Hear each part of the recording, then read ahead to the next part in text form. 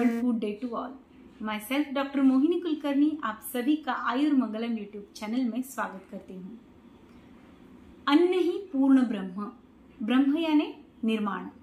अन्न ही जीव के निर्माण का कारण है। हम सभी जानते हैं food is the important basic thing to live the life. अन्न से ही शरीर का निर्माण होता है। It forms the body constitution. रस, रक्त, मांस, मेद, अस्थि, मज्जा और शुक्र सप्त धातुओं का निर्माण अन्न से ही होता है। आज इस वर्ल्ड फूड डे के अवसर पर हम जानेंगे ऐसा कौन सा अन्न है जो ब्रेस्ट मिल्क सिक्रीशन के लिए हमें आफ्टर डिलीवरी मदद करता है। यस, आपने सही सुना, अन्न से ब्रेस्ट मिल्क में बदलाव आ सकता है। क्यों? क्योंकि दुग्ध निर्मिति यानी स्तन्य निर्मिति हमारे स्तनों में हमारे आहार से ही होती है। आहार से शरीर में जब पाचन होता है तभी उसी रस धातु से ही स्तन्य का निर्माण होता है, माँ के दूध का निर्माण होता है। इसीलिए तो माँ जो भी खाती है वो हमारे शिशु तक दुग्ध के मार्फत से पहुंचता है। इसीलिए डिलीवरी के बाद में माँ के आहार पर विशेष ध्यान देने के लिए कहा है। So let's see now what are the important food which help us to increase the breast milk secretion। सबसे पहली बात, दो चीजें ध्यान में रखनी है। एक तो हमारे शिशु को बार बार ब्रेस्ट को लगाने से ब्रेस्ट मिल्क इंक्रीज होता है। शिशु को स्तनों से लगाना ये प्राइम बात है। और फिर दूसरी बात है दुग्ध के निर्माण के लिए शरीर में पोषण तत्वों का होना जो हमें हमारे आहार से मिलेगा। आहार से शुरू करते हैं। सुबह से लेकर शाम तक हमें आहार में क्या क्या लेना चाहिए। First thing that when we wake up in the morning that you need to take is a milk। दूध से ही दूध का निर्माण होता है। समान से समान की वृद्धि, ऐसे आयुर्वेद में बताया गया है। इसलिए दूध लेना जरूरी है। जिनको दूध पसंद नहीं है उन्हें भी ये बात ध्यान में रखनी है कि दूध से ही दूध का निर्माण बहुत जल्दी होता है। इसीलिए सुबह उठने के बाद में 200 ml 1 ग्लास ऑफ मिल्क आपको लेना है। उसके साथ में अगर आप शतावरी कल्प डाल के लेते हैं तो definitely it is going to increase the breast milk secretion. शतावरी कल्प ये सिर्फ आपके ब्रेस्ट मिल्क को बढ़ाने वाला नहीं है बल्कि उसका पोषण तत्व भी बढ़ाता है। It is rich in the calcium and as well as proteins. ये दोनों के लिए तो इम्पोर्टेंट है ही, इसके अलावा ये रसायन है। इसीलिए ये सिर्फ आपको ब्रेस्ट मिल्क बढ़ाने के लिए मदद नहीं करेगा बल्कि आपका जो सामान्य हेल्थ है वो complete health, feminine health maintain करने के लिए शतावरी आपको मदद करने वाली है। फिर उसके बाद में if you are taking a breakfast, तो ब्रेकफास्ट में ऐसे कौन से पदार्थ है जो आपको ब्रेस्ट मिल्क सिक्रेशन बढ़ाने में मदद करेंगे, तो उसमें है खीर और सीरा। ये दो पदार्थ मैं हमेशा बोलती हूँ कि इसके अलावा कुछ नहीं हो सकता। Yes, this is very true. खीर में अगर देखा जाए तो खसखस यानी पॉपी सीड्स की खीर, और दूसरी खीर जो बनती है यूजुअली वो है हलीम की खीर, अरीफ। ये हलीम की खीर आपके ऑस्टियोपोरोसिटी को भी रोकेगा, हेयर फॉल आफ्टर डिलीवरी उसको भी रोकेगा, ब्रेस्ट मिल्क सिक्रीशन बढ़ाएगा और ब्रेस्ट मिल्क की क्वालिटी बढ़ाएगा, जिस वजह से आपका बेबी चबी होगा।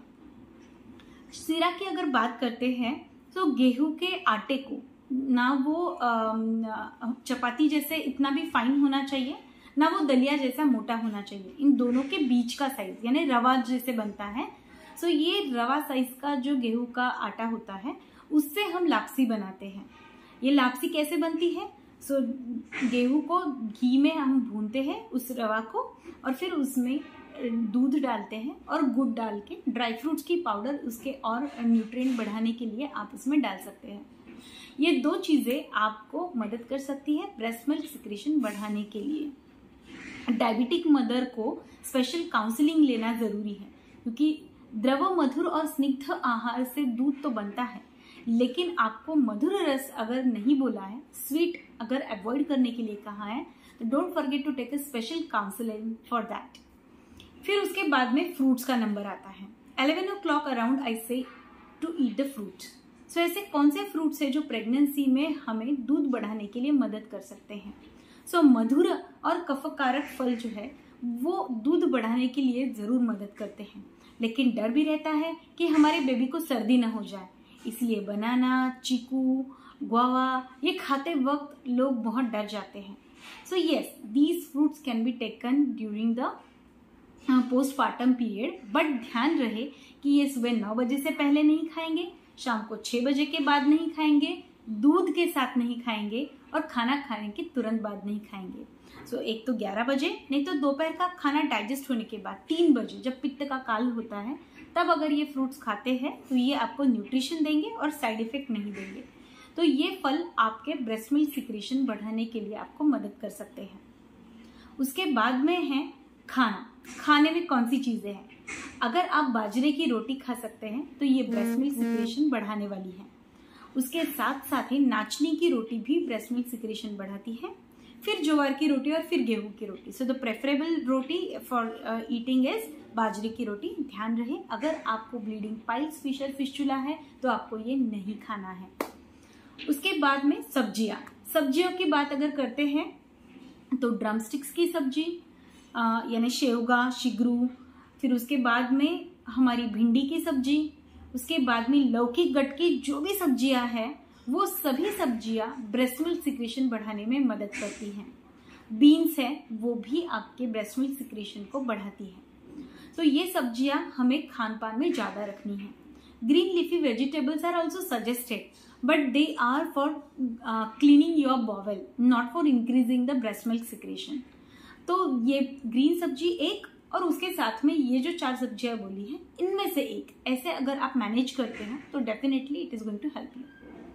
उसके बाद में जो खसखस होती है, पॉपी सीड्स, उसकी भी सब्जी बनती है, वो भी आप आपके डाइट में ले सकते हैं। कई लोग पूछते हैं कि बैंगन चलेगा क्या, गवार की सब्जी चलेगी क्या? सो ये वात तो प्रकोप करने वाली सब्जियां हैं तो ये हम नहीं खा सकते। इवन बारिश के मौसम में ग्रीन लीफी वेजिटेबल्स भी टालने के लिए आयुर्वेद बताता है क्योंकि वातावरण में आम्लता बढ़ जाती है, but rest of the months you can have these vegetables. उसके बाद में टिंडा जो है वो बिल्कुल नहीं खाना चाहिए ऐसे बताया गया है क्योंकि वो बुद्धि मंद करने वाला है, इसीलिए टिंडा शुड बी अवॉइडेड। हरी मिर्च के बारे में लोग पूछते हैं, no, hari mirch is not good for your baby's bowel. Intestine अभी डेवलपमेंटल फेज में है, इसलिए first 5 years during lactation you should avoid chilli and after baby starts eating toffee you have to avoid giving to your child also। Direct हरी मिर्च, लाल मिर्च हमें उनको नहीं देनी है और आपको भी नहीं खानी है। इंडियन स्पाइसेस लिस्ट जैसे धनिया है, जीरा पाउडर है, दैट यू कैन हैव, और धनिया और जीरा पाउडर हेल्प भी करते हैं ब्रेस्ट मिल्क को प्योर बनाने के लिए। सो आप उनका प्रयोग ज़रूर कर सकते हैं। शुंठी, कड़ी पत्ता, कोथिम्बीर, धनिया, इनको भी आप यूज़ कर सकते हैं। राई अवॉइड करेंगे तो बेटर रहेगा। ऑयल में प्रेफरेबल ऑयल है soybean oil in Maharashtra and as per your area you can choose, जैसे कोकोनट ऑयल यूज़ करते हैं साउथ में या नॉर्थ में यूज़ करते हैं अलग तेल, सरसों का तेल वगैरह। So as per your area of living you have to follow your diet. So हमारे घर के बड़े बुजुर्ग जो बताते हैं वो एकदम सही होता है, वो घर का आयुर्वेद है, तो वो भी आपको फॉलो करना ज़रूरी है।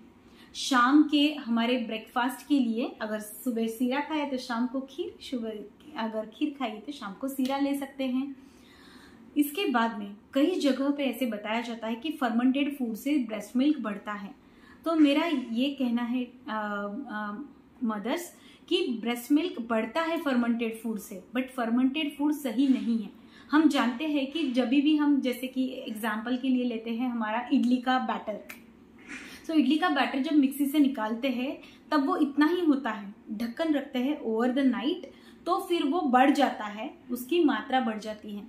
Content remains same into it, may be nutrition power increases, vitamin B12 वगैरह ये रेज भी हो सकते हैं, बट वो मात्रा से बढ़ता है, क्वालिटी से उतना नहीं बढ़ता है।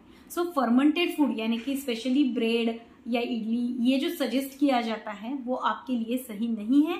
जो उष्ण कटिबंध प्रदेश में रहते हैं उनके लिए तो बिल्कुल ही सही नहीं है, क्योंकि अगर आप फर्मेंटेड फूड बार बार लेंगे तो पित्त में द्रव गुण बढ़ जाएगा, उष्ण गुण बढ़ जाएगा और दूध की मात्रा बढ़ेगी उसका न्यूट्रिशन कंटेंट नहीं बढ़ेगा और बेबी को भी पित्त जनित विकार हो सकते हैं, जैसे कि स्किन पे रैशेज होना, स्किन पे लाल होना।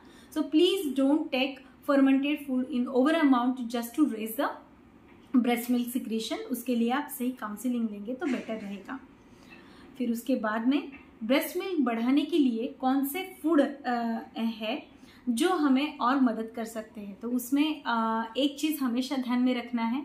फूड की लिस्ट तो मैंने बता दी कि वेजिटेबल्स कौन से लेने हैं, फ्रूट्स कौन से लेने हैं, ग्राम्स कौन से लेने हैं, वो सभी चीज़ें तो हमने डिस्कस की हैं। उसमें से मूंग की दाल और जो काली दाल होती है वो दाल भी हमें मदद करती है।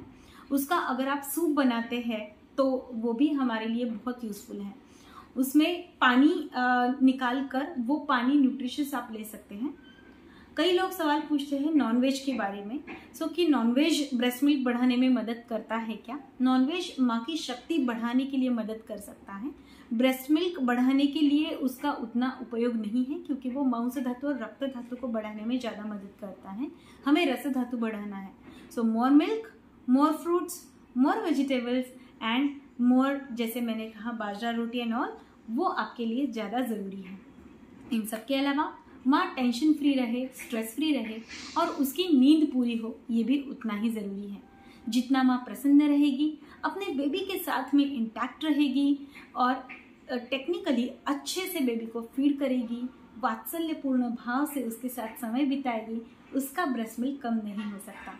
इसके अलावा भी ये फूड लेने के बाद में भी अगर आपको दिक्कत आती है ब्रेस्ट मिल्क सिक्रेशन में, सो आयुर्वेद में कई ऐसे दवाइयाँ हैं, मेडिसिन है जो आपका ब्रेस्ट मिल्क बढ़ाने में मदद करती है। Those are called as a galactagogues. तो वो भी आपको सजेस्ट किए जा सकते हैं।